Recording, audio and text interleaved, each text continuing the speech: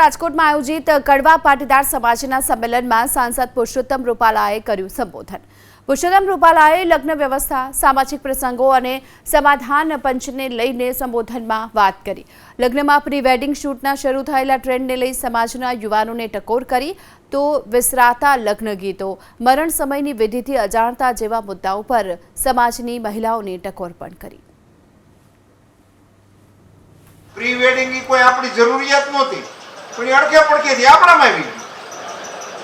હવે આ ફલાણા ને જો જમાવટ થઈ એટલે એ આવ્યું, તે પછી પકડી લીધું, ફલાણા ભાઈ આમ કીધું તો આપણે આમ કરું। એટલે કેટલીક ચીજો આમ કેવી રીતે આવી જાય છે એનું મૂળ ગોતો તો ઘણી વખત રમૂજ જેવું નીકળે કે આ એમ કરતા કરતા શરૂ થઈ ગયું હોય। મરણની એક પ્રક્રિયામાં મારો અનુભવ કહું, મારે એક જગ્યાએ જવાનું થયું।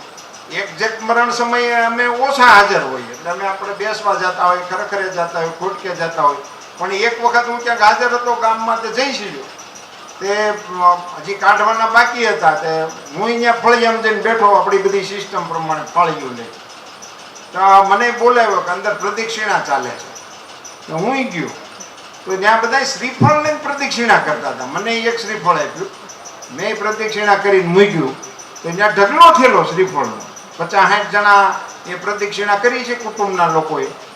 ને ત્યારે મને તો આશ્ચર્ય થયું, મેં કીધું અગાઉ તો આપણે આવું કંઈ કરતા નહોતા, આ ક્યારથી શરૂ થયું?